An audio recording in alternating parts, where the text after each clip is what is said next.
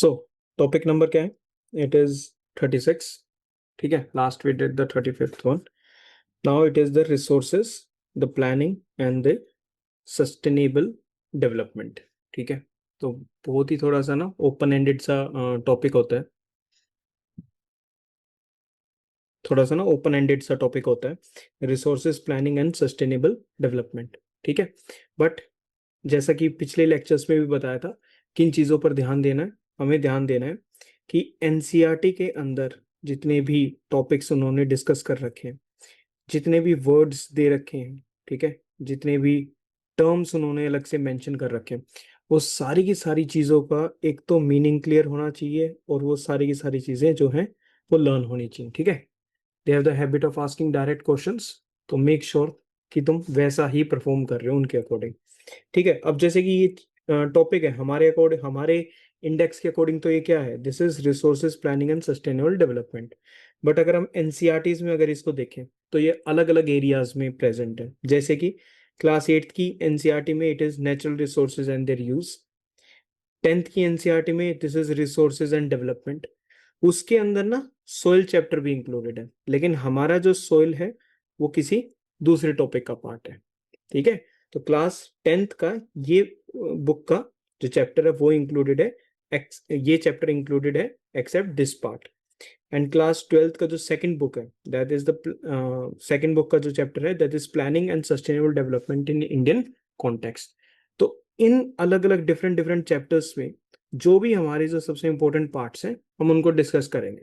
ठीक है, तो ये अब तुम सोच रहे हो कि भाई मैं ये वाली चीज क्यों बता रहा हूँ तुमको, तो जनरल सी बात है, वो इसलिए बता रहा हूँ कि जब हम इस चैप्टर में गो थ्रू होंगे ना, ठीक है, तो तुम ये देखोगे यार अभी ये चीज आ गई एकदम से.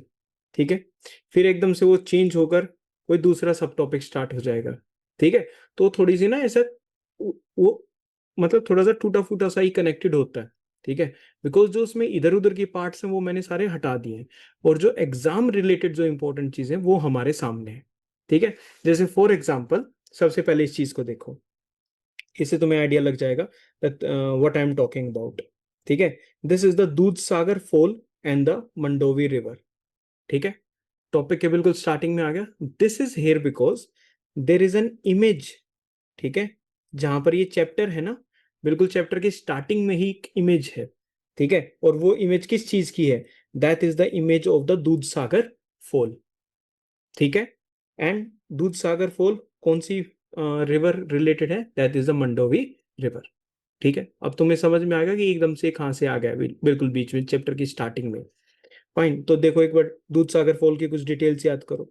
दूध सागर नाम से तो पता चल रहा है ना, it is the sea of milk. ठीक है, अच्छा देखो, फॉल्स जो होती हैं, जो वाटरफॉल्स होती हैं, वो मल्टीपल टाइप्स की हो सकती हैं. जैसे दो के बारे में बताता हूँ कि मान लो अगर एक ऐसे रॉक स्ट्रक्चर है एंड वाटर ऊपर से ऐसे आया और डायरेक्टली यहां पर फॉल होके वो फ्लो हो गया. ठीक है, तुम्हें याद है हमने एक टर्म याद करा था जिसको हम प्लंज पूल बोलते हैं. This was known as what? This was known as the plunge pool. क्या ये फीचर याद है, इरोजनल फीचर वाटर का? ठीक है, इस वाटरफॉल को हम बोलेंगे प्लंज वाटरफॉल. कौन सी बोलेंगे? प्लंज वाटरफॉल, बिकॉज इसमें एक ही लेवल है, पानी ऊपर से आया और नीचे की तरफ फॉल हो गया. ठीक है, लेकिन कभी कभी वाटरफॉल्स कैसी होती हैं, वो ऐसे एरिया में भी फ्लो करती है. वाटर आएगा, ऊपर से गिरेगा, थोड़ी देर तक थोड़ा सा फ्लो करेगा, थोड़ा सा और फॉल करेगा, और फॉल करेगा. ठीक है, इस चीज को हम बोलते हैं टीयर्ड वाटरफॉल. क्या बोलते हैं? टीयर्ड या फिर लेवल वाली जो वाटरफॉल्स है, क्योंकि इसके डिफरेंट डिफरेंट लेवल्स है ना, फर्स्ट लेवल सेकंड लेवल ऐसे करके, तो ऐसे करके इसके डिफरेंट डिफरेंट लेवल्स है. समझ में आ गया? देखने से क्या लग रहा है? दूध सागर फॉल को देखो, फॉल हुई, थोड़ा सा और आ गया, फिर आगे आएगी, फिर आगे ऐसे करके. This is basically a 4 tiered waterfall. ठीक है, and it is on the Mahadei और द मंडोवी रिवर. याद रखना इस चीज को, किस किस रिवर के ऊपर है, ध्यान से. ठीक है, गलती उसमें नहीं करनी. एक और चीज बता दो कि गलती क्यों नहीं करनी है, लिमिटेड ही क्यों पढ़ना है. अगर मान लो तुमको एक क्वेश्चन आ गया, उस क्वेश्चन में तुम्हें ऐसे करके एक टेबल दी है, 3 वाली आजकल उनका स्टाइल चल रहा है, 3 कॉलम्स देने, यहाँ इंफॉर्मेशन, यहाँ यहाँ यहाँ, इसके अलावा वो और भी इंफॉर्मेशन देंगे. मोस्टली जो क्वेश्चन सोल्व होगा ना, वो उस इंफॉर्मेशन से सोल्व होगा जो ज्यादातर कहाँ दे रखा है, बुक के अंदर। ठीक है, जो एक्स्ट्रा इंफॉर्मेशन है वो हम क्या लेकर चलते हैं कि यार वो डिपेंड करेगा, एलिमिनेट अपने आप हो जाएंगी वो चीजें, कुछ का हमें आइडिया होता है। ठीक है, तो Dudhsagar fall, it is a 4 tiered waterfall on the Mahadei और the Mandovi river, this is important. And कहां पर है ये, this is in Goa, Mandovi. ठीक है, मंडोला ऐसा करके गोवा में, इसको ऐसे कनेक्ट करके याद रखना है। ठीक है, Mandovi is in Goa. It is located on the Belagavi Vasco da Gama rail route, ये जो रेल रूट है ना, यहाँ से ऐसे ट्रेन जा रही है, this is the Belagavi Vasco da Gama rail route. ठीक है, Belagavi, Belgaum, Karnataka. Belgaum is a point of bone of contention between two states, Maharashtra and Karnataka, उन दोनों के बीच में थोड़ा सा इश्यूज चलते रहते हैं। The falls are located in the Bhagwan Mahavir sanctuary and Mollem national park, इसका नाम याद रखोगे, Bhagwan Mahavir sanctuary and Mollem national park, ये एक ही है। ठीक है, पूरा का पूरा Bhagwan Mahavir sanctuary and Mollem national park is located in Goa. और ये चीजें याद, ठीक है, उसको साथ साथ लर्न करते रहना प्लीज। ठीक है, अलोंग दी वेस्टर्न घाट्स, ये हमको पता है, it is having what, which kind of forest, deciduous forest. Now this is all about the Dudhsagar fall, जो तुम्हें याद रखना है। ठीक है, और सबसे इंपॉर्टेंट बात जो याद रखनी है, Mahadevi Mandovi river and it is in Goa. ठीक है, second thing, it is the Mandovi river. Mandovi कौन सी, also known as the Mahadevi river. ठीक है, गो पहले इसको बुलाते थे रियो डी गोवा। ठीक है, जैसे रियो डी ग्रैंड ब्राजील वगैरह में ये सब चीजें होती है ना, तो रियो डी गोवा ऐसे करके। Is a river described as the life line of Goa. क्यों, गोवा के पास दो मेजर रिवर्स हैं, एक मंडोवी है, दूसरा जुआरी है। ठीक है, दोनों याद रख सकते हैं। देखो, गोवा में लोग पार्टी करने के लिए जाते हैं, तो गाना याद है ना, मंडोला रे डोला, उस टाइप से, तो मंडोवी याद रह जाएगा। गोवा में इंडिया का कैसीनोज लोकेटेड है, इंडिया के जो मेजर कैसीनोज हैं वो गोवा में लोकेटेड है, तो जुआरी, जुआरी गैम्बलर, जुआरी। ठीक है, तो ऐसे करके दोनों रिवर्स को याद रखना, Mandovi and Zuari, they both are in what, Goa. ठीक है, Mandovi joins the Zuari at a common creek, वो उसको ज्वाइन करती है और मोरमुगांव हार्बर को क्रिएट करते हैं। ठीक है, मंडोवी ज्वाइन करती है जुआरी को, और कौन सा हार्बर क्रिएट करते हैं, मारमुगांव। ठीक है, पन पणजी द स्टेट कैपिटल, जो गोवा की करंटली कैपिटल है, number 1। Second, the old Goa, जो गोवा की पहले कैपिटल होती थी। ठीक है, they both are situated on the left bank of the Mandovi river. तो अभी के लिए आपको क्या याद रखना है कि गोवा की कैपिटल मंडोवी रिवर के वहीं पर लोकेटेड है। गॉट इट, क्लियर हो गया सारा का सारा। ठीक है, अब यहां पर हम वाटरफॉल्स पर आए हैं। ठीक है, तो अब ना ह्यूमन ज्योग्राफी में, इन सब चीजों में जब हम रिवर्स वगैरह की बात करते हैं, there is always the concept of what, the concept of the lists. ठीक है, जितने अच्छे से उनको याद रखोगे उतना ज्यादा तुम्हारे लिए बेटर होगा। ठीक है, this is the list regarding what, this is the list regarding the highest waterfalls of India. ठीक है, and what do we have, we have the Kunchikal waterfall, we have what, we have the Kunchikal waterfall which is in Karnataka. ठीक है, and this is the tallest tiered type waterfall. कौन सी है, tiered type है, यानी वो मल्टीपल लेवल से ऐसे फॉल हो रही है। ठीक है, how many drops it is having, 4। ये सब याद नहीं करना, ये ऐसा है, बस इसको तुम्हें ये तो याद ही रखना पड़ेगा that Kunchikal waterfall is a tallest which level वाली, इंडिया के अंदर हाईएस्ट यानी टॉलेस्ट। ठीक है, और टीयर्ड वाली टॉलेस्ट, दोनों की दोनों कौन सी हैं, कुंचिकल वाटरफॉल कहां पर लोकेटेड है, it is in Karnataka, the Shivamogga district. Okay, ठीक है, यहां तक लर्न करना है मेरे साथ उस चीज को। उसके बाद फिर अगली टीयर्ड आ जाएगी। ठीक है, Barehipani falls which is in Odisha. ठीक है, अब ये वाली देखो, this is important, Nohkalikai falls, Nohkalikai falls, this is in Meghalaya, this is in Meghalaya. Now this is a plunge waterfall. कौन सी वाटरफॉल है, प्लंज। तो अगर आपसे ये पूछा, अब देखो ये हाइट के अकॉर्डिंग शोन हो रखे हैं आपको, यहां पर आपको टॉप 10 शो हो रखे हैं। ठीक है, हाइट के अकॉर्डिंग है। अब इंपॉर्टेंट बात यह है कि जब मैं इंडिया की हाईएस्ट वाटरफॉल की बात करता हूं, then I am talking about Kunchikal. ध्यान से सुनना, I am talking about India's highest waterfall, I am talking about Kunchikal waterfall Karnataka.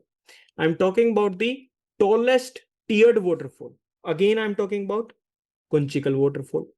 Third one, अगर मैं बोलता हूं highest plunge waterfall, highest plunge waterfall, ठीक है, it is Nohkalikai falls which is located in Meghalaya. Got it? Drop कितना होगा? अगर प्लंज है, अगर मैं प्लंज उसकी बात कर रहा हूं, तो what do we have, how many drops? Single drop है। ओके, क्लियर हो गया? अच्छा, अब ये नेम्स आपको लर्न करने हैं, ठीक है। दूध सागर ये हमने देख ही लिया है गोवा में, ठीक है। बाकी मैंने एक दो आपने लर्न भी कर ली होंगी, ये स्टार्टिंग वाली, बरई पानी फॉल्स ओडिशा, कुछ Kunchikal waterfall it is in Karnataka, and Nohkalikai is in Meghalaya, ठीक है। इसके अलावा एक इंपॉर्टेंट फॉल है विच इज द जोग फॉल, ठीक है, it is also in Karnataka, ठीक है। अब आगे सुनो, दूध सागर फॉल का तो तुमको पता है, it is located on what? It is part of the Mandovi Mandovi river. River, ठीक है। बाकियों की भी रिवर्स आएगी, लेकिन वो रिवर्स वाले चैप्टर में करेंगे। तब तक क्या याद रखना है? वाटरफॉल का नाम याद रखना, and in which state it is located. जो अलग से बताई हैं उनका फॉर शॉर्ट शॉर्ट याद रखना, ठीक है, उनका शॉर्ट शॉर्ट याद रखना। बाकियों को तुम एक दो बार पढ़ के उनको जस्ट हैव ना basic idea regarding it. Got it? Next पे चलते हैं। Now comes the resources part. ये हमने स्टार्टिंग वाली इमेज से रिलेटेड था, नाउ द रिसोर्सेज। अब अपना चैप्टर सिंपल है, ठीक है। जहां नॉर्मल सी बातें हैं वहां I will not take time to explain you things. वो एक बेसिक रीडिंग के साथ ये आपका लेवल होना भी चाहिए, ठीक है ना, ये आपका लेवल होना भी चाहिए। रिसोर्सेज सिंपल पता है, रिसोर्सेज कौन से मटेरियल होते हैं that are available in our environment. Natural resources भी हो सकते हैं, ठीक है, और मैन मेड रिसोर्सेज भी हो सकते हैं, ठीक है। लेकिन ये कौन से रिसोर्सेज होते हैं? ये वो मटेरियल होते हैं जो हमारे एनवायरमेंट में अवेलेबल है, विच आर टेक्नोलॉजिकली एक्सेसिबल। हमारे पास वो टेक्नोलॉजी होनी चाहिए उसको एक्सेस करने की, उसको एक्सेस करने की, ठीक है। Second, economically feasible. ऐसा नहीं होना चाहिए कि आप उसको रिसोर्स को एक्सट्रैक्ट करने गए, ठीक है, आपके कुछ पैसे लग गए उसमें, ठीक है, और रिसोर्स से जो आपको फायदा होगा वो आपको कम हो रहा है। क्या ये इकोनॉमिकली फीजिबल है? ठीक है, तो इकोनॉमिकली फिजिबल होना चाहिए, यानी आपको उसमें प्रॉफिट होना चाहिए, फायदा होना चाहिए। Next, it should be culturally sustainable. एक ऐसी चीज होनी चाहिए जिसको सस्टेन करा जा सके। नंबर वन थिंग, सोसाइटी की नीड्स के साथ वो मैचअप करता हो, which help to satisfy the needs and the wants. उनको हम क्या बोलते हैं? They are known as resources. Simple. अगर हम on the basis of origin classify करेंगे, दे कुड बी बायोटिक और अबायोटिक, लिविंग और नॉन लिविंग। सेकंड, एग्जॉस्टिबिलिटी, कि कितना एग्जॉस्ट खत्म हो सकता है या नहीं हो सकता। Renewable and non renewable. Renewable क्या होता रहेगा? It will keep on replenishing itself, ठीक है, it will keep on creating itself. On the basis of ownership, resources could be individual, community based resources, national resources and the international resources. हमारी जो country है उसकी exclusive economic zone है ना, ऐसे करके 200 नॉटिकल माइल्स तक हमारा ये वाला एरिया है, ठीक है। वो तो उसके अंदर जो रिसोर्सेज होंगे वो कौन से में आएंगे? They will be the national resources. National resources. And जो यहाँ पर मान लो इधर इधर इन इंडियन ओशन में प्रेजेंट है, these are what? These are in the international international water resource. Resources और वाटर में है, ठीक है। On the basis of status of development, ठीक है, पोटेंशियल है, डेवलप्ड, स्टॉक, रिजर्व्स, ठीक है। We will be discussing about all these की किस किस बेसिस पे। सबसे पहले हम इस पे फोकस करेंगे, ठीक है। जब हम प्लानिंग वाले एरिया में आ जाएंगे देन इनका तो कोई डिस्कशन का पॉइंट ही नहीं है, लिविंग नॉन लिविंग का, ठीक है। नीदर फॉर दीज, इसका भी कोई डिस्कशन का पॉइंट नहीं है। ये potential, developed, stock and reserves on the status of development, कि भाई पोटेंशियल है, अच्छे से डेवलप्ड हो चुका है, स्टॉक में है, रिजर्व, तो all these things will be discussing later on, ठीक है। अभी किस पे आते हैं? First we will come at the renewable and the non renewable resources, ठीक है। रिन्यूएबल कौन से हो गए? Which naturally replenish themselves, naturally replenish themselves. It means वो अपने आप खुद से क्या कर जाएंगे, रिप्लेनिश कर जाएंगे, वो वापस से फिल्ड अप हो जाएंगे. For example the solar, wind, running water, biomass, ये सारी की चीजें क्या हैं, दे आर रिन्यूएबल. ठीक है, and are generally sustainable and low environmental impact. ज्यादातर जो रिन्यूएबल रिसोर्सेज होंगे वो कैसे होंगे, दे विल बी सस्टेनेबल. इनका इम्पैक्ट एनवायरमेंट पे कैसा होगा, it will be low environment. अगर हम इसके कॉन्ट्रास्ट में बात करें, the non renewable resources, for example like coal, oil, natural gas, nuclear, they exist in what, finite amounts. They exist in what, the finite amounts. ठीक है, they take millions of years to form. Of course form हो सकते हैं, ठीक है, but they are taking hell amount of time in their formation. ठीक है, making them exhaustible and generally higher in emissions. Renewable resources का emission कैसा है, लो एनवायरमेंटल इंपैक्ट है. ठीक है, नॉन रिन्यूएबल का एमिशन कैसा है, वो ज्यादा है. ठीक है, हम इनको नॉन रिन्यूएबल कैटेगरी में क्यों डालते हैं, जबकि हमको पता है कि कोल दोबारा सब फॉर्म हो जाएगा. ठीक है, but it is taking Time. Large amount So of much time. time. ठीक है, कि वो खत्म होगा ही होगा. ठीक है, so non-renewable resources are created over long periods. They cannot be replenished at the rate we use them. जिस रेट से हम उनको यूज कर रहे हैं, क्या उस रेट पे वो वापस से फिल्ड अप हो सकते हैं, रिप्लेनिश हो सकते हैं, नहीं. फॉसिल फ्यूल्स हमने देख लिया, मिनरल्स, मेटल्स वगैरह, ये सब किस में आएंगे, they are all part of non renewable resources. ठीक है, नेक्स्ट इज आइसोलेटेड टॉपिक्स को याद करते चलना. ठीक है, don't try to find any, मैं ही तुमको नहीं बता रहा हूं, नहीं तो I have the habit of joining all the dots which are there. ठीक है, और कभी कभी जरूरत नहीं होती डॉट्स को ज्वाइन करने की, सिंपल उनको याद रखो. अच्छा, रिसोर्सेज के बारे में पढ़ा, डिफरेंशिएशन देख लिया.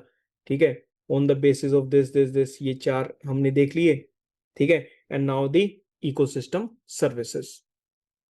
ठीक है, इकोसिस्टम सर्विसेज क्या होती हैं, सिंपल उसमें समझो कि these are the essential life sustaining benefits जो ह्यूमंस रिसीव करते हैं फ्रॉम दी हेल्दी इकोसिस्टम. हमारे आसपास का एरिया इकोसिस्टम पूरा का पूरा, उसमें लिविंग एंड नॉन लिविंग सब. अब वो पूरा का पूरा जो हेल्दी इकोसिस्टम होगा, वो ह्यूमंस को कुछ क्या दे रहा है, बेनिफिट्स दे रहा है, यस और नो. ह्यूमंस को कुछ बेनिफिट्स दे रहा है, लाइक क्लीन एयर मिल रहा है तुमको, अरे इकोसिस्टम दे रहा है ना तुमको क्लीन एयर. तो वाटर मिल रहा है, फूड मिल रहा है, क्लाइमेट को रेगुलेट करता रहता है. तो ये सारी की सारी जितनी सर्विस तुम्हें प्रोवाइड होगी फ्री ऑफ कॉस्ट, ये सारी की सारी क्या है, these are all the ecosystem services. ठीक है, now these are crucial for survival and economic prosperity. इनके बिना वो पॉसिबल चीजें नहीं है. गॉट इट, बस इतना ही याद रखना, ज्यादा कुछ नहीं. 4 मेन कैटेगरीज होती हैं. एक होता है प्रोविजनिंग सर्विसेज, जैसे कि गुड्स, हमें फूड मिलता है, फ्रेश वाटर मिलता है, वुड टिम्बर मिलता है हमको फॉरेस्ट से, फाइबर, क्लॉथ वगैरह, ये सब genetic resources for the medicine, ये सारे किस में आएंगे, they will all come in the goods category which is the provisioning services. Second, regulating services होती हैं. कुछ इकोसिस्टम सर्विसेज कैसी होती हैं, regulating, like climate regulation. Pollination एक प्रोसेस है, वो चीजों को रेगुलेट करके मूव करने लग रहा है सारा का सारा. वाटर प्योरिफिकेशन एक सर्विस है. ठीक है, कि जो भी गुड्स वगैरह प्रेजेंट हैं, ठीक है, वहां पर क्या चलता रहेगा, पूरा का पूरा रेगुलेशन चलती रहेगी पूरा इकोसिस्टम को मेंटेन करने के लिए. वो जो हमको बेनिफिट्स मिलते हैं, they are all part of what, the regulating services. ठीक है, कोरल रीफ्स हैं. कोरल से अगर आप कुछ लोगे, कोई आपने कोई मेडिसिन एक्सट्रैक्ट कर ली कोरल रीफ से, किस में आएगी, प्रोविजनिंग सर्विसेज में. कोरल रीफ किसी भी एरिया में फ्लड से हमको प्रोटेक्ट कर सकते हैं, फ्लड्स वगैरह से प्रोटेक्ट कर सकते हैं. फ्लड प्रोटेक्शन किस में आएगा, they will come in the regulating services. Services. Next is the cultural services, non material benefit. हाँ, शांति मिलती है अच्छी सी जगह पर जाकर, वाटरफॉल है, जो वाटरफॉल है वो प्रोविजनिंग सर्विसेज है. ठीक है, वहां पर जो वुड है वो प्रोविजनिंग सर्विसेज है. ठीक है, उस एरिया में जाके you are feeling good, you are feeling fine, healthy feel करते हो तुम, that will all come in the cultural. Aesthetically भी अच्छा है, देखने में भी सुकून मिलता है आंखों को, है। Next is the supporting services. जितने भी अंडरलाइनिंग प्रोसेसेस हैं जो बाकी सभी सर्विसेज को मूव करने के लिए जरूरत, यानी बैकग्राउंड, जो बैकग्राउंड में पूरा का पूरा सिस्टम चल रहा है, soil formation, nutrient cycle, habitat provision, ठीक है, ये सारी की सारी किस में आएंगी? These all will come in the supporting services, also known as the fundamental processes. ठीक है, हमें ऑक्सीजन मिला, we got the oxygen from the plants, we got the oxygen from the plants, ठीक है। तो हमको तो ऑक्सीजन मिलने लग रहा है ना, तो we are getting some kind of a goods from them, ठीक है। हमें उससे टिम्बर मिलने लग रहा है, तो उस प्लांट को ग्रोथ करवाने के लिए कौन इंपॉर्टेंट है? उसके लिए तो सॉइल फॉर्मेशन होना चाहिए ना सबसे पहले तो, ठीक है। तो soil formation becomes what? It becomes a supporting service. Clear होगा, लर्न होगा? अच्छे से पक्का ना? भाई ये ऐसी छोटी छोटी चीजें हैं, मैं तुम्हें बता सकता हूं, तुम्हें लगेगा कि तुम्हें आती हैं, ठीक है। वो यहां पर यूपीएससी तुमसे कोई क्वेश्चन पूछेगा, चांसेस है गलत हो सकती हैं चीजें, ठीक है। तो we are just making sure that we do not get anything incorrect, जितना हम कर रहे हैं, ठीक है, और ज्यादा भी नहीं, ठीक है। अर्गेम, इट इज उसी में मेंशन था, again I am not leaving any word, तुम समझ रहे हो? I am not leaving a single term, I am not leaving a single word which is of value to us from the exam perspective, ठीक है। अर्घ्यम, सूरज को पानी देते हैं, जल चढ़ाते हैं, ठीक है। That practice offering generally water as a mark of what? Respect and gratitude, ठीक है। तो that practice is known as the arghyam, arghya which means that which is worthy of being honoured, ठीक है। चलो, तभी वो इंफॉर्मेशन ना ऐसे करके बॉक्स में शो होती है। बैलेंसिंग रिसोर्सेज एंड डेवलपमेंट, हमें रिसोर्सेज भी चाहिए, हमें उनसे डेवलपमेंट भी करनी है, यस। कुछ ट्रेडिशनल प्रैक्टिसेस ऐसी हैं जो क्या करती हैं, what are they are trying to do basically, ये प्रैक्टिसेस क्या करते हैं? They are balancing the resources and the development. Now यहां पर सिर्फ ना ये रेफरेंस के लिए दिया है तुम्हें, रेफरेंस के लिए दिया है, because these things are mostly discussed in the coming chapters और the subject of environment and ecology, वहां पर ये डिस्कस होता है। आ रही है मेरी बात समझ में? ऐसा तो कुछ मुश्किल भी नहीं है ना। लाइक फॉर एग्जाम्पल हम एनवायरमेंट में एक बात करेंगे विच इज द सेक्रेड ग्रूव्स, ठीक है। ये वो स्पेसिफिक टाइप ऑफ फॉरेस्ट होते हैं जो ट्राइबल्स वगैरह क्या करते हैं? मेंटेन करते हैं, एंड दे फील कि उनकी वो जो ग्रूव्स, ठीक है, फॉरेस्ट, ठीक है, फॉरेस्ट का एक पार्ट भी हो सकता है, पूरा का पूरा फॉरेस्ट भी हो सकता है, वो उसको ऐसे मानते हैं as if it is having some high kind of religious significance. कैसा सिग्निफिकेंस है? रिलीजियस, ठीक है। तो वो उसको डिस्ट्रॉय नहीं करेंगे, ठीक है। कुछ नॉर्थ ईस्ट में तो ऐसे भी सेक्रेट ग्रूव्स हैं that even picking a stone in the forest is not allowed, ठीक है, उनके अकॉर्डिंग, उनके रूल्स के according even picking a stone is not allowed. That's the amount of this sacredness these groves और the forest are having. हमारी बात समझ में आ रही है? ठीक है। protecting specific forest area for religious and cultural reasons, allowing ecosystems to regenerate and biodiversity। अब हम इनको तो कर तो रिलीजियस एंड कल्चरल रीजन की वजह से रहे हैं, लेकिन प्रोटेक्ट हो रहा है ना, उसके अंदर कितनी ज्यादा नेटिव स्पीसीज होंगी that we are basically protecting at all cost. तो sacred groves are one of the traditional practices which help in the resource and development का बैलेंस मेंटेन। हम टिम्बर लेते हैं, कुछ फॉरेस्ट से हम टिम्बर एक्सट्रैक्ट करते हैं, वुड एक्सट्रैक्ट करते हैं, कुछ फॉरेस्ट को हम प्रोटेक्ट करते हैं, हो गया बैलेंस मेंटेन, ठीक है। अब एग्रो फॉरेस्ट्री, एग्रीकल्चर के साथ what you are doing? Combining trees with the crops, multiple फायदे हैं, ठीक है। एक तो सोइल इरोजन नहीं होगा, what will happen? Soil erosion नहीं होगा ना, हाँ। जो ट्रीज होते हैं, ये मान लो आपकी फील्ड है, ठीक है, ये आपकी क्रॉप की फील्ड है, अगर आप इस एरिया में ऐसे अगर ट्रीज लगा भी दोगे ऐसे, तो ये क्या काम करते हैं? What are these known as? हाँ भाई, what are these known as? ये ट्रीज बेसिकली विंड को ब्लॉक करते हैं ताकि सोइल इरोजन ना हो. These trees are known as shelter belts. क्या बोलते हैं इनको? Shelter belts. क्या बोलते हैं इनको? Shelter belts. Got it? तो हम ट्रीज को करने लग रहे हैं, प्लस ये तो हो गए प्रोटेक्शन के लिए, बट हम क्रॉप्स के साथ साथ कुछ ट्रीज को वैसे भी ग्रो कर रहे हैं. We are getting multiple benefits from them. ठीक है. Growing multiple crops at the same time, intercropping. क्या है? Intercropping. Growing multiple crops together too. अब कोई भी एक फील्ड है, सुनो ध्यान से, कोई भी एक फील्ड है, इस फील्ड में कुछ माइक्रो न्यूट्रिएंट्स हैं, सोइल के अंदर माइक्रो न्यूट्रिएंट्स हैं. अगर मैं पूरी की पूरी फील्ड पर सिर्फ एक ही टाइप का क्रॉप अगर ग्रो करूंगा तो क्या होगा भाई? सिर्फ वो जो उस क्रॉप को न्यूट्रिएंट चाहिए सिर्फ वही फिनिश होगा ना, बाकी तो बच जाएंगे. तो what I am trying to do, मैं यहां पर बेल्ट्स में एक क्रॉप आ गया, यहां पर दूसरा क्रॉप आ गया, यहां पर फिर से वो पहले वाला क्रॉप आ गया, यहां पर दूसरा क्रॉप आ गया. क्या होगा? मल्टीपल क्रॉप्स में सेम टाइम पे उगा रहा हूं. ठीक है. ये वाले जो क्रॉप्स हैं, A crop, it is using some very specific micro nutrients, and जो बी वाले जो क्रॉप्स हैं, they are using some specific other kind of micro nutrients.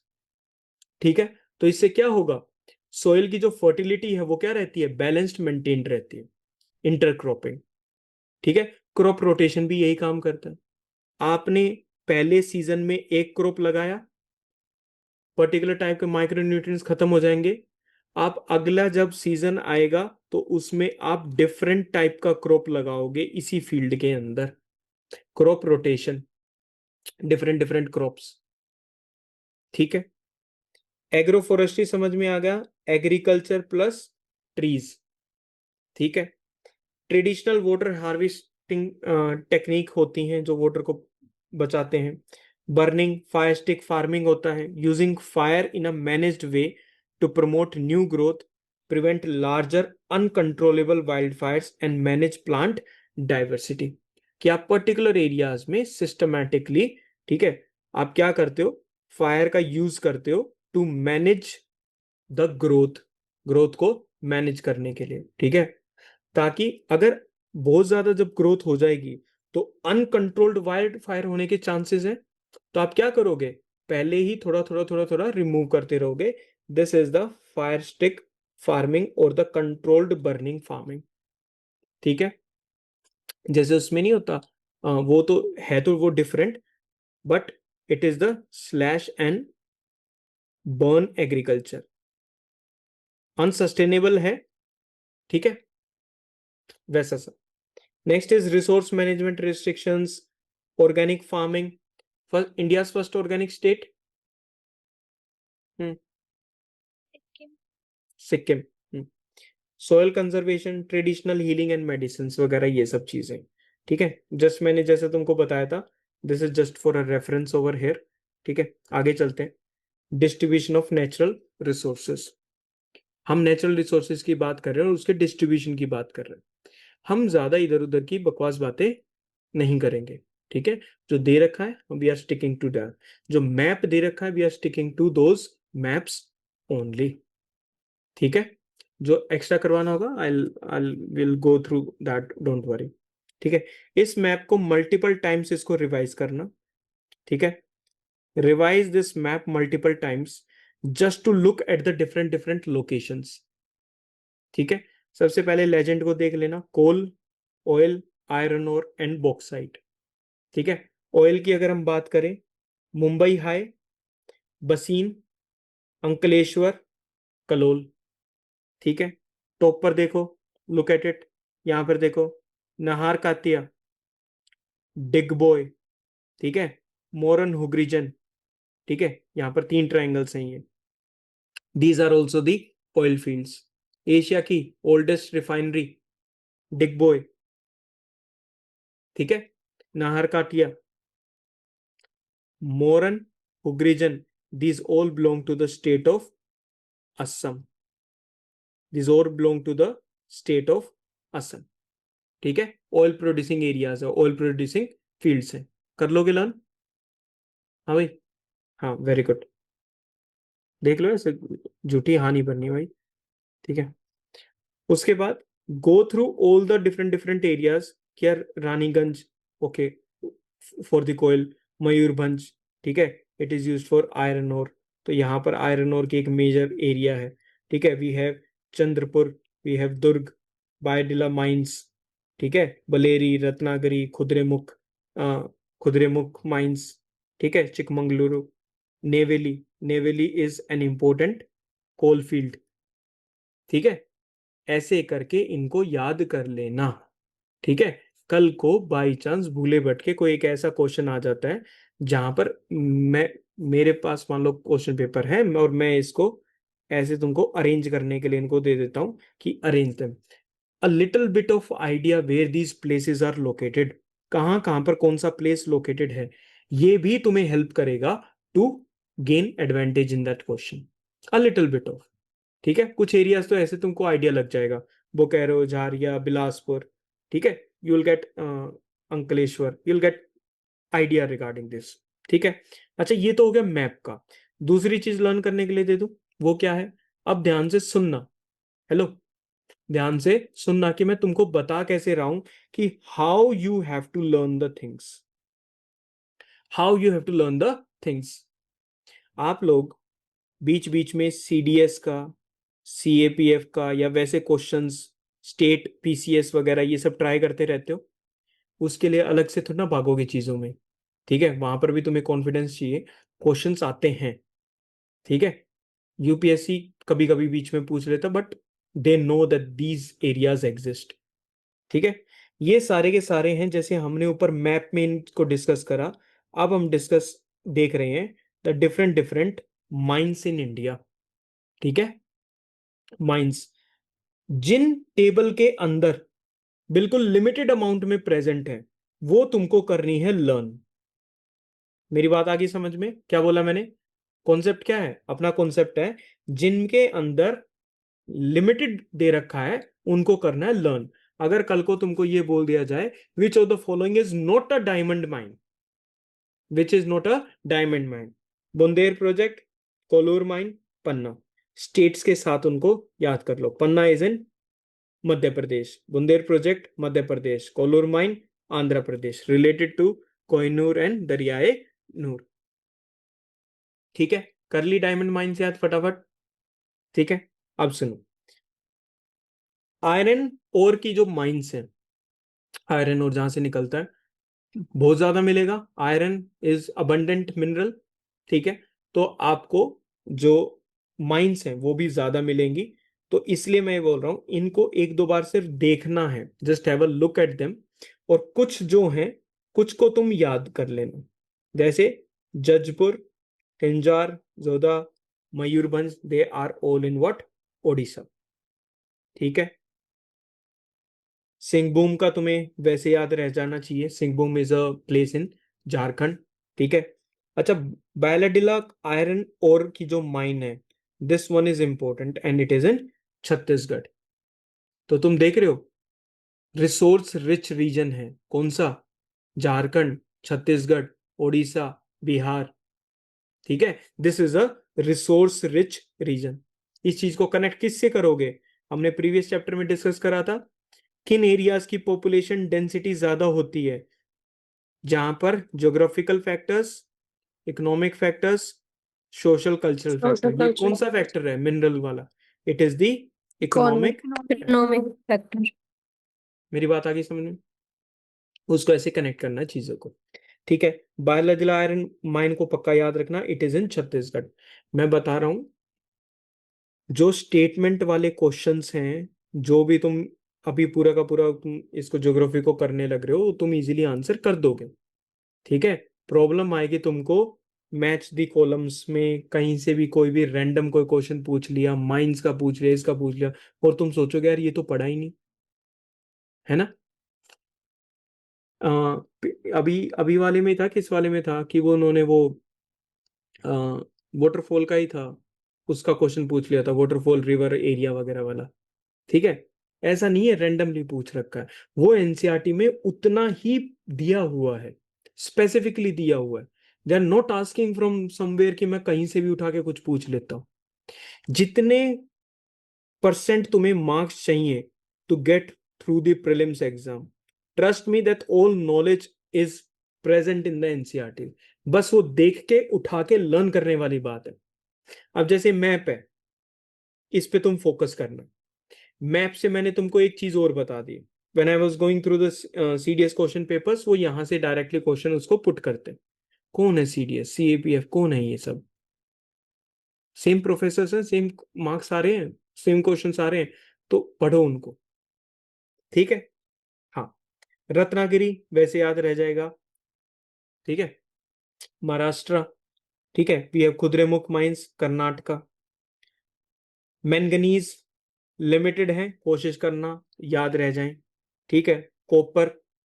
ठीक है, स्पेशली ये Khetri mines which is in Rajasthan, copper mines है ना।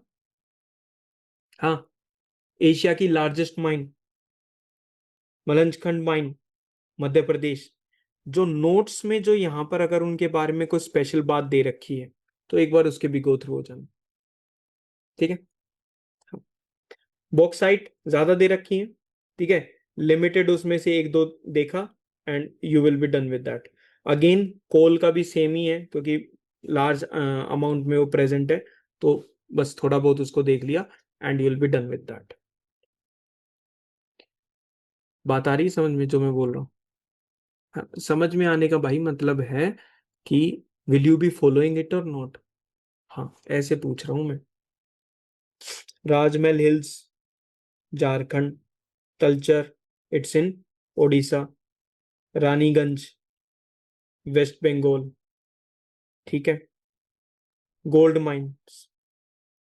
अब गोल्ड इंपॉर्टेंट है, सारे की सारी एक बार देख लें, याद कर लें। Hutti is in Karnataka. KGF Karnataka, Kolar gold factory. ठीक है, लर्न करते चलना इनको। Next, Lawa gold mines, Jharkhand. Lawa gold mine, Jharkhand. Sonbhadra. ठीक है, सोन पापड़ी, उत्तर प्रदेश, ऐसा ऐसा कुछ ऐसे इसको कनेक्ट करना, उत्तर प्रदेश। ठीक है, Parasi mine, it is in Jharkhand. Pahardia, again Jharkhand. ठीक है, Kundarkocha, Jharkhand. Bhitardari, Jharkhand. And Dadam, Dadam is in the state of Haryana. ठीक है, in which district is Dadam located? Yes संगमिंद्र, ये न्यूज में भी आती रहती है।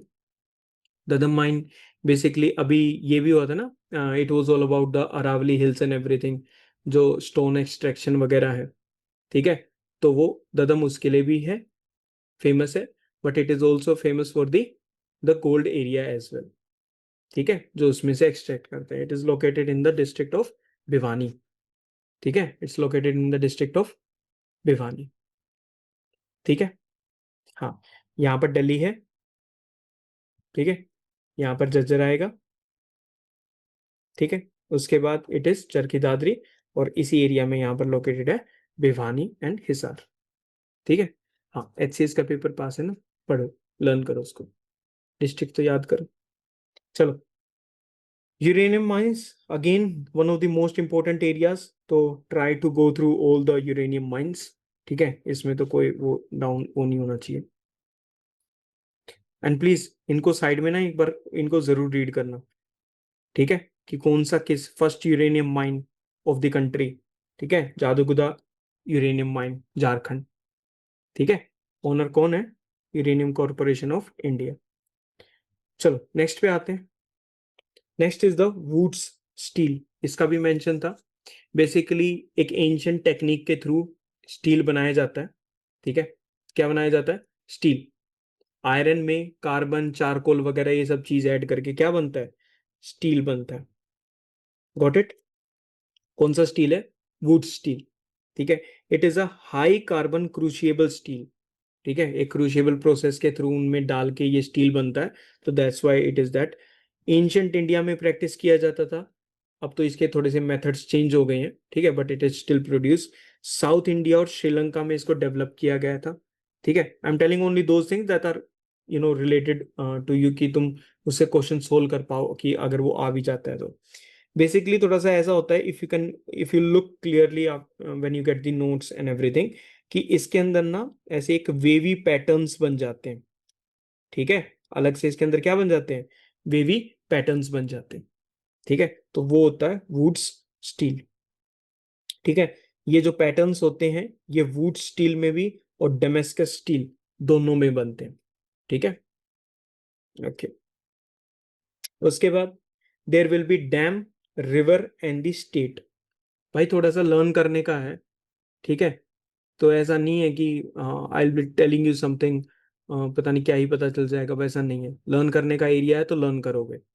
जहाँ समझाने का एरिया था वहां समझा दिया ना, फिजिकल वाले में कॉन्सेप्ट क्लियर हो गए ना, ठीक है। अब लर्न पे ध्यान दो, ठीक है। डैम, रिवर एंड स्टेट, और तुम्हें चक्कर वगैरह ना आए तो इसलिए ये देखो मैंने कम दिए हैं, ठीक है। नहीं तो ये लिस्ट 25-30 पे क्रॉस हो जाती, ठीक है। तो एटलीस्ट पहले यार ये याद कर लो, बाकी होते रहेंगे जैसे जैसे आएंगे, ठीक है। मैंने पहले वो मेंशन कर दिए जो एनसीईआरटीज में मल्टीपल टाइम्स मेंशन्ड होते हैं, याद कर लो। Mettur dam, it is Kaveri river, state of Tamil Nadu. ऐसे करके पूरी टेबल याद करनी है, कभी इसको बीच में छोड़ दो। क्या करोगे, डैम को और रिवर को कैसे भी करके, किसी भी निमोनिक वगैरह का यूज करके ट्राई टू कनेक्ट इट। कुछ भी अपने मन में अजीब सा कुछ भी बनाओ कि यार ये है, ठीक है। कावेरी, मेटू डैम, नागार्जुन सागर, नागार्जुन, नाग अर्जुन, नाग भी आ गया, अर्जुन भी आ गया, कौन है इनसे रिलेटेड, ही वॉज कृष्णा, ठीक है। गंडी कोटा, पेन्ना, ठीक है, पेन्ना river, it's in Andhra Pradesh. Nagarjuna Sagar तो इन दोनों स्टेट्स की बाउंड्री पर है, ठीक है, तो काउंट होगा। दुधवा डैम, ठीक है। अभी देखी थी दूध सागर फॉल, हाँ अलग है, मिक्स मत करना। Dudhwa, Mahanadi, it is in Chhattisgarh. Ajwa dam, Vishwamitri river, ये वाला इंपॉर्टेंट है तो अच्छे से याद कर लेना, Gujarat. Sardar Sarovar, it is on Narmada, ठीक है, Gujarat. Ukai dam, Tapti river, Gujarat. Pong dam, it is on Beas river, it is in Himachal Pradesh. याद करनी चाहिए, देर इज नो डाउट की that should we skip it, take the risk if you want to. Got my point? नहीं, risk नहीं लेना, आराम से इसको थोड़ा थोड़ा थोड़ा थोड़ा उनको याद करो। अभी बिल्कुल अपना सिंपल सा पार्ट रह गया, लो क्विकली गो थ्रू हो जाते हैं उसके। नेचुरल रिसोर्स कर्स क्या होता है? अच्छा, ऐसी कंट्रीज पता है ना जिनके पास नेचुरल रिसोर्सेज अवेलेबल है बट फिर भी कंट्री गरीब है, ठीक है, उसको बोलते हैं नेचुरल रिसोर्स कर्स। जैसे अफ्रीकन कंट्रीज हैं, बहुत सारी चीजें प्रेजेंट है, रिसोर्सेज प्रेजेंट है, but they are not developed category में, नहीं, वो अंडर डेवलप्ड जा चुके हैं। इस चीज को हम क्या बोलते हैं? Natural resource curse. It means you are having abundant natural resources, but इसकी कोई गारंटी नहीं है कि आपकी कंट्री इकोनॉमिकली प्रोस्पर होगी, ठीक है। तो you can have natural resources rich areas, but you same time you will have slower economic growth and development. This phenomena is known as the natural resource curse or the paradox of plenty. Paradox of plenty, समझ में आ गया? ठीक है। क्यों नहीं है ऐसा वहां पर? बिकॉज उनकी ऐसी इकोनॉमी है ही नहीं कि उनकी इंडस्ट्रीज उस रिसोर्स को एक वैल्यूएबल मटेरियल में कन्वर्ट कर सके, ठीक है। वो सिर्फ रॉ मटेरियल को इधर उधर करके थोड़ा बहुत कर लेते हैं, that is it. I do believe ये वाला हो गया, दिमाग में आ रहा है ना, एक एक चीज आ रही है, हाँ। और ये कुछ ऐसे टर्म्स भी हैं भाई जो बाद में तुम ऐसे में यूज करोगे। किसी दूसरे का ऐसे पढ़ के ऐसा फील नहीं होता कि यार इसने तो बहुत अच्छे कीवर्ड्स लिख रखे हैं, अच्छी अच्छी चीजें मेंशन्ड है। कहीं से नहीं है, आधी चीजें तो यहीं से आती हैं। ये paradox of plenty, natural resource curse, इन चीजों को मेंशन करो तुम, कैसे नहीं आएंगे नंबर? दो चीजें होती है ना ऐसे में, ठीक है। वन इज कि वो जो आइडिया है फिर उसको किसी एग्जाम्पल के थ्रू तुम उन चीजों को शो कर रहे हो, ठीक है। वो एग्जाम्पल कहाँ से निकल निकल कर आएंगे? यहां से। आइडिया तुम खुद जनरेट कर लोगे। Next, there was a mention of central pollution control board. I know बहुत जगह आएगा, ठीक है, बट जहां तुम्हारे सामने सबसे पहले आए वहां पर उस चीज को बार बार रिवाइज कर लो। कौन सा? CPCB, central pollution control board. कुछ चीजें हैं जो ध्यान से तुम्हें याद रखनी है। सबसे पहला सेंट्रल पोल्यूशन कंट्रोल बोर्ड है, ठीक है। याद रखना, पोल्यूशन जब भी तुम्हारे दिमाग में वर्ड आता है, क्या तुम्हारे दिमाग में सबसे पहले एयर पोल्यूशन आता है ना? ठीक है। चांसेस हैं कि तुम सीपीसीबी के को एयर पोल्यूशन से कनेक्ट कर दो इसका establishment, but try to wait a second, ठीक है, थोड़ा सा पेशेंस रखना। CPCB was established by the Water Prevention and Control Pollution Act of 1974। ध्यान से चीजों को, ठीक है। तो अगर ये किसी एक्ट के थ्रू बना है तो ये कौन सी ऑर्गेनाइजेशन होगी? This will be a statutory organization. Pollution है तो it is related with ministry of environment, forest and climate change, ठीक है। एक चीज, अभी हमने एस्टेब्लिशमेंट की बात करी है। सीपीसीबी को एस्टेब्लिश किसने करा? Voter prevention and control of pollution act, यानी वोटर एक्ट 1974। कितना याद रखोगे? Voter act 1974। ईयर कैसे याद रखोगे? इंटरनल इमरजेंसी से एक साल पहले, इंटरनल इमरजेंसी से एक साल पहले, ऐसे करके इसको याद रखो, ठीक है। ओके, अब इस बोर्ड के पास बहुत सारे फंक्शंस हैं, इसके पास बहुत सारी पावर्स हैं। वो इस एक्ट से तो आएंगे ही आएंगे, बट एयर एक्ट ऑफ 1981 से भी आएंगे, ठीक है। आगे बात समझ में। It serves as the field formation, ministry of environment के अंडर में जो प्रोविजंस है उनके अंडर में काम करती है, and also the provisions of the environment protection act of 1986, ठीक है। तो ये तीन तो जरूर याद रखना। 1974 the water act, 1981 the air act, and then you have 1986 we have the environment protection act. इनसे पहले वाइल्ड लाइफ प्रोटेक्शन एक्ट, ठीक है। 2022। ऐसे करके इनको याद रखना। स्टेट पोल्यूशन कंट्रोल बोर्ड्स के साथ उनको असिस्टेंस देता है, गाइड करता है। ये हमारी कंट्री में apex organization, highest organization regarding the pollution control. Head office कहां पर है? न्यू दिल्ली में। सबसे इंपॉर्टेंट वाली बात हमने डिस्कस कर ली, इसको एस्टेब्लिश करता है वोटर एक्ट, बट इसके पास पावर्स और फंक्शन कहां कहां से आ रही है? वोटर एक्ट से भी, एयर एक्ट से भी, एनवायरमेंट प्रोटेक्शन एक्ट से भी। तो कुल मिला के दो तीन ऑप्शन में जो भी देना उन सबको टिक कर देना, ठीक है। कभी ऐसे करो। वृक्षयुर्वेदा, कौन सा? वृक्षयुर्वेदा, नाम में वृक्ष है, ठीक है। वेद है तो नॉलेज होगी, नॉलेज है, बुक है, वृक्ष है तो ट्रीज वगैरह होंगे, फॉरेस्ट, ठीक है। So it is the ancient Indian botanical science, botanical botany, plants वगैरह पे फोकस करती है। किसके? वृक्षयुर्वेदा डील करती है the study and the care of the plants and the trees. Clear हो गया बात? वृक्षयुर्वेदा हो गया, ठीक है। अच्छा, ये ट्रेडिशनल नॉलेज है, ठीक है। This is also often described as the Ayurveda for the plants. ये प्लांट्स के आयुर्वेदा भी कही जाते हैं। This is the Ayurveda for the plants, Vrikshayurveda, ठीक है। ये वो ट्रेडिशनल नॉलेज सिस्टम है, काफी पहले बना था, ठीक है। सुरपाल पहले वो टेक्स्ट, पहले बातचीत वगैरह में वो डिस्कस होके आगे आया, धीरे धीरे धीरे आया, then it was formalised in the text, ठीक है। And Surapala's Vrikshayurveda came around the 10th century AD, ठीक है, बट उससे पहले से ही वो चलती आ रही थी, ठीक है, through oral conversation and everything. क्या क्या है इसके अंदर भाई? इसके अंदर है सस्टेनेबल प्रैक्टिसेस, ऑर्गेनिक टेक्निक्स, किस चीज के लिए? Plant care, seed treatment, soil selection, pest management, ठीक है। नरिशमेंट कैसे करें सॉइल का, aimed at maximising the plant health and the yield, यानी प्लांट की स्टडी और केयर से रिलेटेड जितनी भी बातें हैं, most of them are given in the Vrikshayurveda, ठीक है। इरिगेशन की different different techniques elaborately described हैं, रिकमेंडेशंस वगैरह ये सब चीजें इसका पार्ट बनते हैं, ठीक है। प्लोइंग कैसे कर सकते हैं सॉइल की, प्रॉपर प्लोइंग कैसे कर सकते हैं उसके रिगार्डिंग एडवाइस वगैरह है। लिविंग ऑर्गेनिजम्स, इस हिसाब से प्लोइंग करनी है कि ये लिविंग ऑर्गेनिजम्स भी मेंटेन्ड रह सके, for example fungi, bacteria and earthworms. Vrikshaveda clear? ज्यादा कुछ सोचने की चीज नहीं है, सिंपल सी एक दो चीज है। आयुर्वेदा फॉर प्लांट्स, एक ये पॉइंट याद रखना। सुरपाल्स वृक्षवेदा, ये याद रखना, 10th सेंचुरी एडी। एंड किस चीज के लिए? The study and the care of the plants and the trees. और उस चीज से रिलेटेड कोई भी बात होगी वो इसके अंदर प्रेजेंट होगी। ठीक है, ना तुमने पढ़ रखी ना एग्जामिनर ने पढ़ रखी, तो जस्ट टिकट में हल्का फुल्का भी रिलेटेड होता। रिसोर्सेज का हमको कैसा यूज करना है? रिस्पॉन्सिबल एंड जुडिशियस यूज करना है। और यहां से कौन सा कॉन्सेप्ट निकल कर आएगा? It will be the sustainable use. कौन सा use? Sustainable Sustainable use. use. Sustainable use से आगे आएगा सस्टेनेबल डेवलपमेंट, वो हम प्लानिंग वाले एरिया में पढ़ेंगे।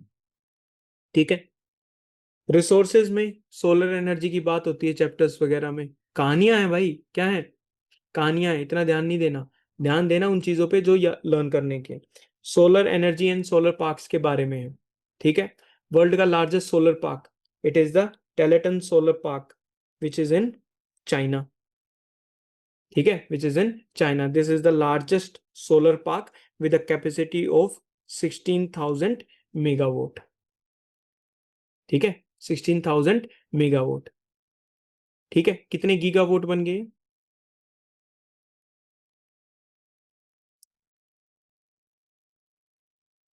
It's like converting meter to kilometer. 16। ठीक है, 1000 पे होता है ना मेगावाट, फिर गीगावाट। ये इसलिए बता रहा हूँ बिकॉज हमारी जो पॉलिसीज हैं, हमारे जो मिशंस हैं, ठीक है, उनमें उस गीगावाट की, कि हमें मान लो पॉलिसी में आया हमें 100 गीगावाट अचीव करना है थ्रू सोलर बाय 2030, मान लो ये है। ठीक है, 2022 था, ये है। तो वहां यार, तो थोड़ा तो यार ऐसे है ना, जागरूक।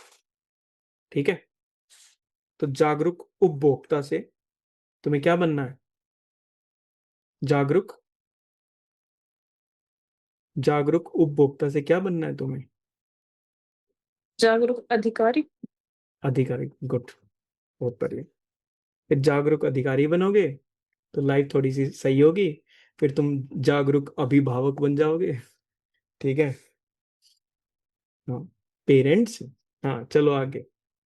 टेलेटन सोलर पार्क, स्कूल वालों को मैसेज आता ना, प्रिय अभिभावक। ठीक है, चाइना. टेलेटन सोलर पार्क हो गया। It's located in China. ठीक है, it's world largest, second largest. ठीक है, बट इंडिया का largest which is the Badla solar park, located in the Thar desert of Rajasthan. ठीक है, it is India's largest and the 11th largest solar park in the world, अगर उस according देखे तो। Badla solar park किसने इनिशिएट करा? Rajasthan renewable energy corporation limited. एक joint venture है between the government of Rajasthan and the ministry of new and renewable energy. अब तुमको लगता है वो इस चीज को पूछेंगे ना? ठीक है, नॉर्मली बस उसको, ये जिस दिन ये इंफॉर्मेशन याद हो जाए, ये इंफॉर्मेशन याद हो जाए तो नेक्स्ट वाली पे आ जाओ। ऐसे करके इंफॉर्मेशन के लेवल्स को अचीव करते चला करो। ठीक है, तुम्हारी जो एंजाइटी, जो तुम्हारा जो सब कुछ होता है ना कि ये करना है वो करना है, तुम सोचते हो यहाँ की सारे के सारे। ठीक है, तो इसको करो, दिस इज डन, इसको करो, दिस इज डन, इन दोनों को रिवाइज करो, this is done, then move to the next part. भाग लो मत रहा करो हमेशा। बाडला's solar park, it is one of the projects under India's national solar mission. ठीक है, नेशनल सोलर मिशन। तो अब ये मिशन ज्यादा इंपॉर्टेंट नहीं है because it started way back somewhere around 2012 के आसपास। ठीक है, विद अ डिफरेंट नेम। क्या करना था? Install 100 gigawatts of solar power bye 2022। पहले ये इसका एम जो टारगेट था वो कम था, फिर हमने इसको 100 गीगावाट कर दिया। अब पता है ना 100 गीगावाट हम किसकी बात कर रहे हैं? Megawatts into 1000। India reach the 100 gigawatt, थोड़ा सा लेट हो गए थे बट हमने टारगेट भी तो बढ़ा दिया था ना। ठीक है, तो we reach that 100 gigawatt by 2025 January. Okay, helps India meet the commitments under the Paris Agreement, जिसमें we have to reduce our carbon intensity by 2030. चलो जाने दो. शक्ति स्थल, also known as the energy space, पावगदा solar park. It is located in Karnataka. ठीक है. ये जो पार्क है वर्ल्ड्स फोटोवोल्टिक, अगर हम उसकी बात करें तो उस नंबर पे थर्ड लार्जेस्ट पे आता है. बारला सोलर पार्क, राजस्थान टेलेटन सोलर पार्क वो स्टार्टिंग वाले. ठीक है. तो दो याद रख लोगे, जगह याद रह जाएंगी. बादला राजस्थान एंड शक्ति स्थल और the energy space also known as the Pavagada solar park, it is in Karnataka. ठीक है. सोलर पावर में we have also the international solar alliance, ISA. ठीक है. जो जिन्होंने पहले कभी स्टडी कर रखा होगा वो अच्छी बात है, रिवाइज कर लो. अगर नहीं कर रखा, पहली बार कर रहे तो अच्छे से इस चीज को कर लो. हमने क्या करा कि हमारी अर्थ है, हमारी अर्थ पे सबसे ज्यादा सोलर इंटेंसिटी आती है between the tropic of cancer and the tropic of capricorn. ठीक है. तो our prime minister in 2015 he thought that कि इन सभी कंट्रीज का जो ट्रॉपिक ऑफ कैंसर और कैप्रिकॉर्न में आते हैं, इन सबको एक बनाया जाए, ग्रुप बनाया जाए, and let's think of increasing the solar power को हमको कैप्चर वगैरह करना. ठीक है. तो यहां से बना इंटरनेशनल सोलर अलायंस. ठीक है. ये किन एरियाज पे फोकस करता है? जो कंट्रीज कंप्लीटली और पार्टली ट्रॉपिक ऑफ कैंसर और कैप्रिकॉर्न के बीच में प्रेजेंट है. ठीक है. लेकिन क्या ये सिर्फ यही कंट्रीज हैं जो इसमें पार्टिसिपेट कर सकती हैं? अदर्स भी पार्टिसिपेट कर सकते हैं, बट उनके पास ज्यादा वोटिंग राइट्स वगैरह नहीं होते. ठीक है. Alliance has more than 112 members, 14 signatory countries. ठीक है. इनको सनशाइन कंट्रीज भी बोलते हैं. He prime minister introduce this idea November 2015. बनाओ अपने दिमाग में एक स्टोरी सी बना लो. विम्बले स्टेडियम में, ठीक है, जहां पर उन्होंने सनशाइन कंट्रीज को ही कॉल्ड देम एज सूर्यपुत्र, जो हमारी आदत है हर चीज को अपना खुद का नाम देने की. ठीक है. Which is the sons of the sun, sons of the sun. Good. The initiative was launched by prime minister Narendra Modi at, उस टाइम पर वहां पर चल रही थी क्या, इंडिया अफ्रीका समिट. और कंट्रीज क्यों आई थी उन जगह पर? Because of the 2015 united nation climate change conference. ठीक है. United nations climate change conference in Paris, November 2015. ठीक है. हमने इंटरनेशनल करा, ट्रीटी को साइन करा लोगों ने. ठीक है. हेडक्वार्टर कहां पर है? Where is the headquarter located? It is in Gurugram, Haryana. ठीक है. वहां पर लोकेटेड है national institute of solar energy, which acts as the headquarter for the international solar alliance. So it was the contribution of two countries. ठीक है. Initiative of two countries. ठीक है. India and France. French president Franco Hollande was there. ठीक है. International solar alliance का president कौन है? President is India. Vice president कौन है? It is France. रखोगे याद? हाँ. लोक संग्रह. ठीक है. Idea that everyone must transcend personal desire, ऐसा सब इकट्ठा सब लगे हुए हैं कि जमा कर लो. That is the idea of lok संग्रह. ठीक है. It is mentioned in Bhagavad Gita. तो हमें इस पर्सनल डिजायर को ट्रांसेंड करना है, इसको क्रॉस करना है, and we have to think for the wellbeing of all. तो इस टर्म को याद रखना, लोक संग्रह. I am segregating the information, है ना, for the prelims and the mains part. तो उसको भी तुम भी साथ साथ ऐसे करते रहना उस चीज को.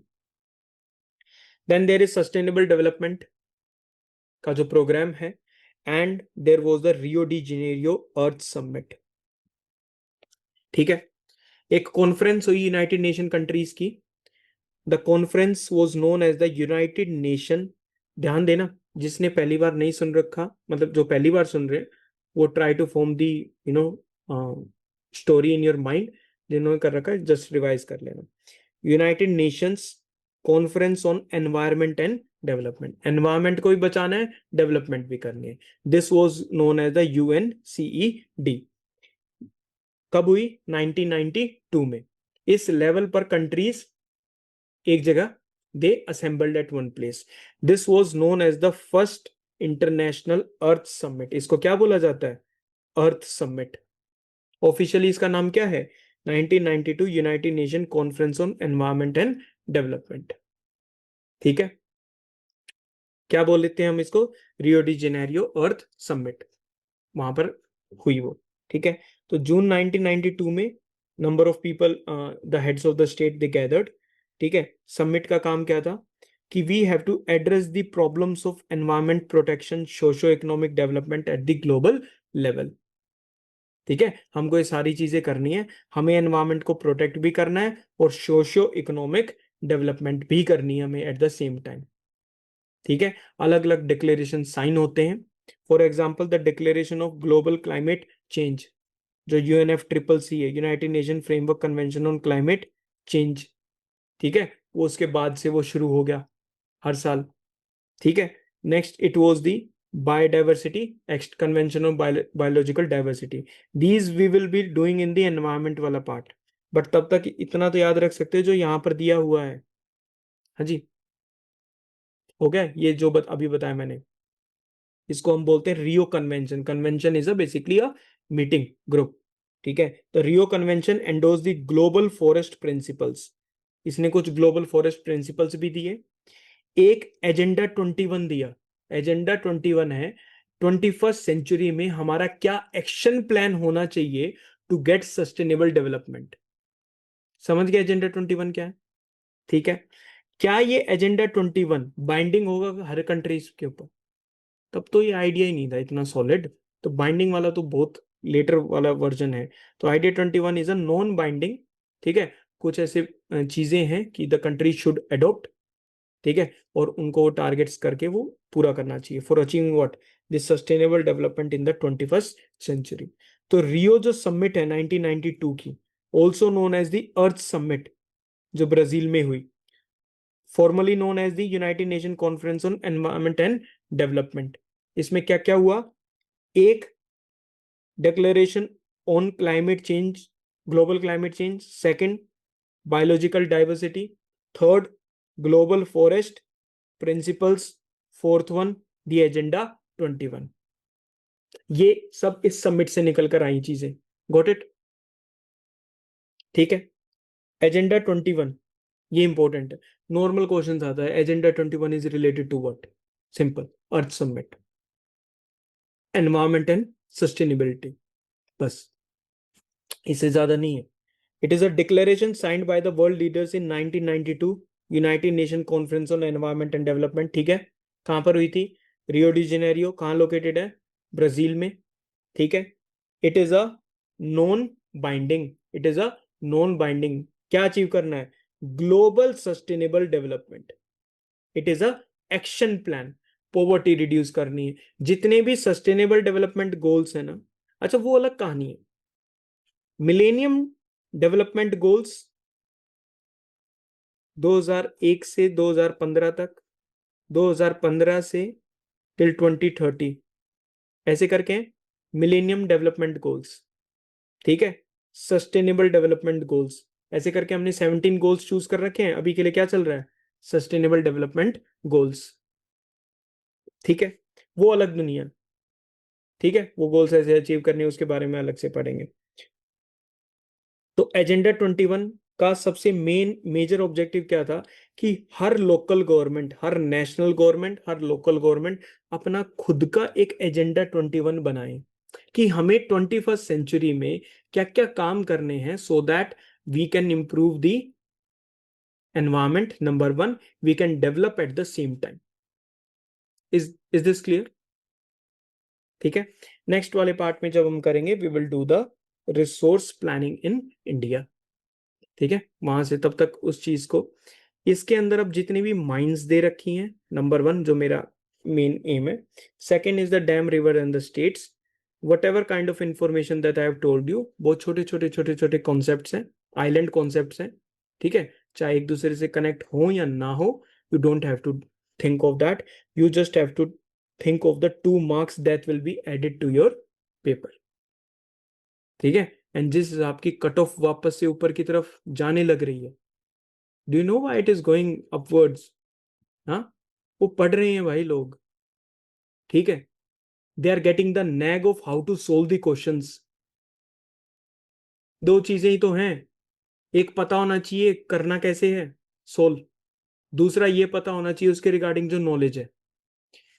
इन दोनों चीजों को अपना और ज्यादा सॉलिड करो, ठीक है, ताकि वो जो कट ऑफ जो जा रही है समवेयर अराउंड 92 समथिंग, ठीक है, उसको काफी अच्छे मार्क्स से उसको क्रॉस कर सको, ठीक है। And geography is one of the things that can get you to that place, ठीक है, others being the polity and the economics and environment वगैरह वो सब, ठीक है।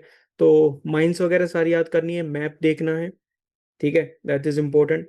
जितने भी बीच में छोटे छोटे कॉन्सेप्ट्स वो देखने हैं, कुछ ऐसे बिल्कुल सिंपल से उनको तो ऐसे चलने देना सिंपल। वाटरफॉल्स का मैंने बता ही दिया था, एंड स्टार्टिंग में we discussed about the Dudhsagar fall and the Mandovi river, ठीक है। जो एनसीईआरटी में जो चीजें दे रखी हैं, they have a very very very very high chance of coming in the exam, so first do that, ठीक है। अब हमारा एक छोटा सा पार्ट बच चुका है इसका, ज्यादा उसमें कुछ है नहीं, ठीक है। एंड फाइनली लास्ट में हम सस्टेनेबल डेवलपमेंट गोल्स को फिर डिस्कस करेंगे।